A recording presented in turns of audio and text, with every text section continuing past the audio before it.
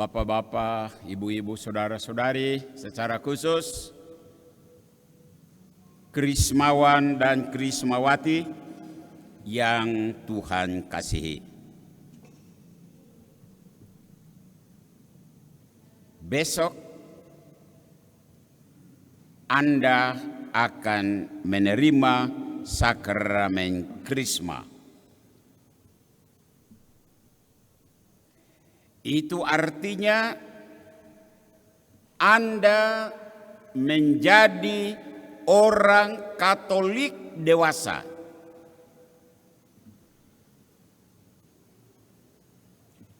Dewasa bukan soal fisik, ya itu juga.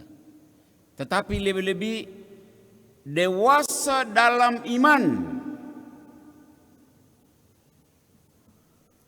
Dewasa di dalam pengetahuan, khususnya pengetahuan tentang imanmu dan gerejamu. Dewasa dalam berperilaku. Orang melihat Anda bertingkah, orang bilang itu orang Katolik. Tampillah sebagai orang Katolik dewasa lewat perilakumu.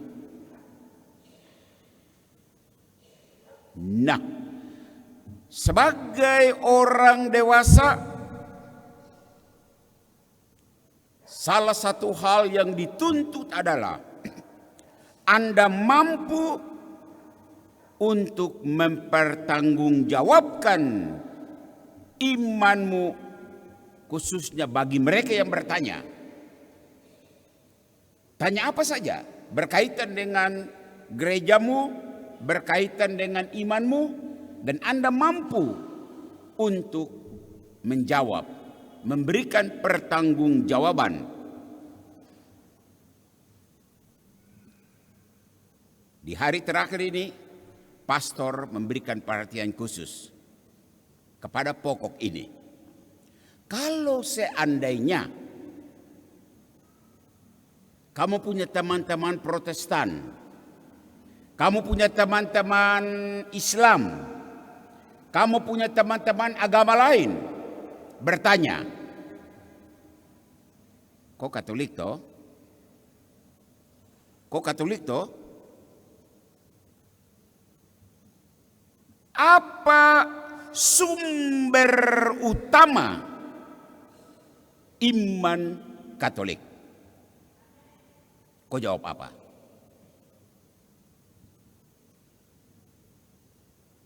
Apa sumber utama? Kan kau harus menjawab. Kan kau orang Katolik, mempertanggungjawabkan imanmu. Apa sumber utama iman Katolik?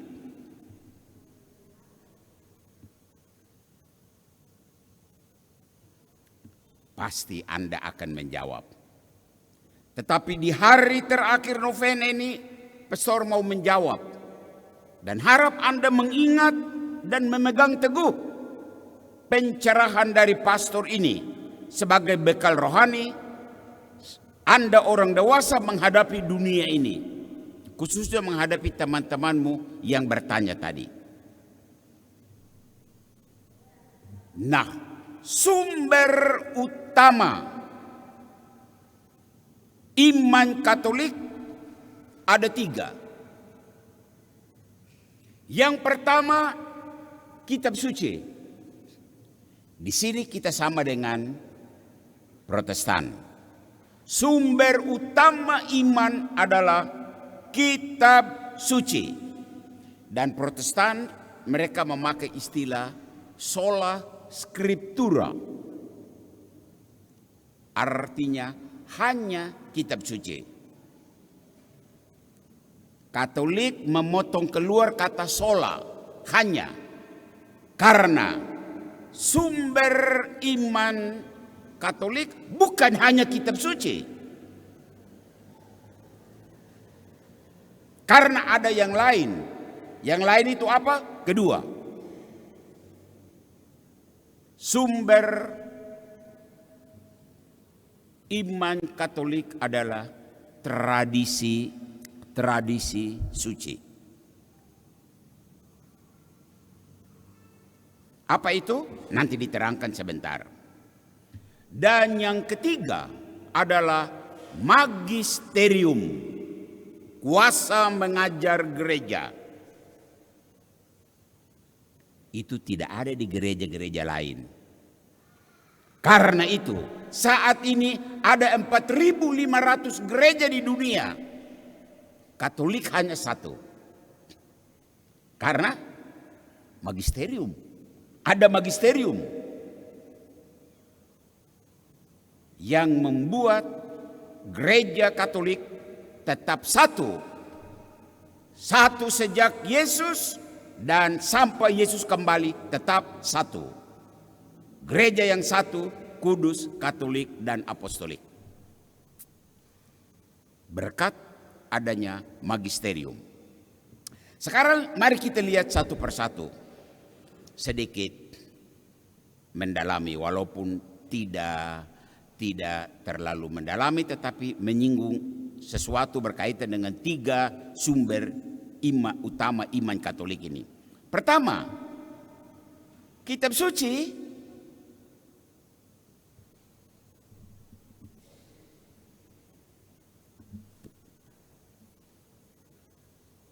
Kitab suci ini sabda Allah yang tertulis. Dengar baik-baik. Kitab suci itu sabda Allah yang tertulis.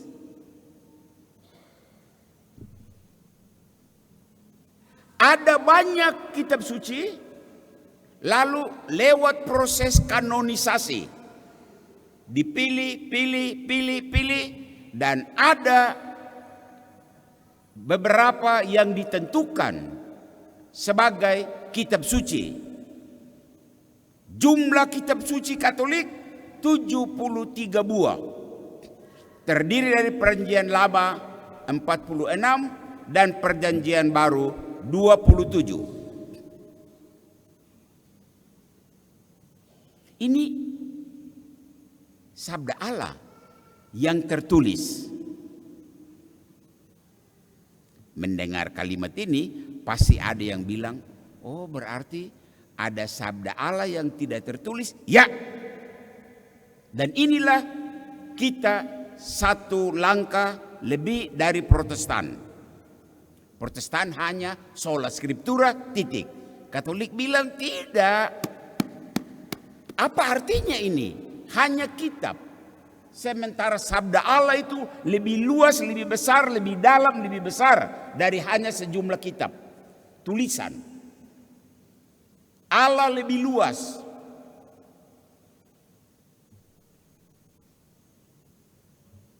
Dari 73 kitab itu. Maka gereja Katolik mengajarkan bahwa ada sumber lain selain yang tertulis ini, yaitu tradisi. Tradisi suci. Apa itu tradisi suci? Itulah sabda Allah yang tidak sempat tertulis. Coba ingat kalimat terakhir dalam Injil tadi. Yohanes katakan, masih banyak hal-hal lain lagi yang diperbuat oleh Yesus. Tetapi jika semuanya itu harus dituliskan satu persatu, maka agaknya dunia ini tidak dapat memuat semua kitab yang harus ditulis itu. Artinya ada kitab, ada sumber yang tidak sempat ditulis. Dan gereja Katolik bilang itulah tradisi suci. Ingat, saat Yesus hidup tidak ada kitab suci Perjanjian Baru. Belum ada. Mereka hidup berdasarkan kitab suci Perjanjian Lama. Dari Kejadian sampai dengan Makabe. Sementara kitab suci Perjanjian Baru yang kita punya saat ini belum ada. Kitab pertama Perjanjian Lama yaitu Tesalonika, 1 Tesalonika dan kalau tidak salah Galatia. Itu baru ditulis sekitar tahun 46 sampai 64. 13 tahun Yesus sudah tidak ada lagi. Baru ditulis kitab Perjanjian Baru yang pertama yaitu surat pertama Tesalonika. Sementara Injil, 4 Injil itu ditulis sekitar tahun 60 sampai 75. Itu Injil Markus. Lukas belum, Matius belum, Yohanes belum. Nah, kalau begitu baru ditulis pada tahun 60-an ke atas. Lah ya, saat Yesus sudah naik ke surga sampai dengan ditulis, orang hidup dari apa? Hidup atas dasar apa? Ya tradisi. Tradisi. Jadi tradisi yang belum sempat tertulis. Sebagian tertulis dan itu kitab suci, sebagian yang belum tertulis itulah yang disebut tradisi suci. Dan gereja Katolik punya keyakinan yang sangat kuat akan hal itu. Dan maaf, itu tidak ada di saudara-saudara kita Protestan. Kedua, yang ketiga, magisterium. Siapa itu magisterium? Itulah pimpinan gereja. Kuasa mengajar pimpinan gereja yang menjaga agar kebenaran itu tetap dijaga. Contoh, kalau 2 orang pastor berselisih, ada uskup. Maka persoalannya dibawa ke uskup. Tidak selesai, diteruskan lagi ke atas. Sampai akhirnya bisa sampai di Roma. Kalau 2 uskup bertentangan paham selisih, ada Roma. Sementara, minta maaf sekali lagi, saudara-saudara kita Protestan. Pendeta A, pendeta B berselisih, bukannya dicari pertemuan, buat gereja baru.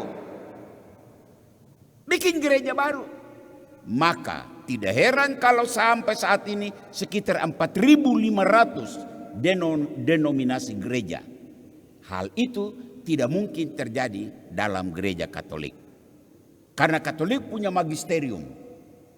Jadi tetap menjaga kesatuan ajaran, kesatuan liturgi, praktek keagamaan, tetap menjaga. Ini pastor omong sampai berbusa-busa ini, kamu orang mengerti ke tidak ini? Nah, besok toh itu kamu sudah jadi orang Katolik yang dewasa. Dengar, ya tangkap sedikitlah apa yang pastor ajarkan ini, pastor sampaikan ini.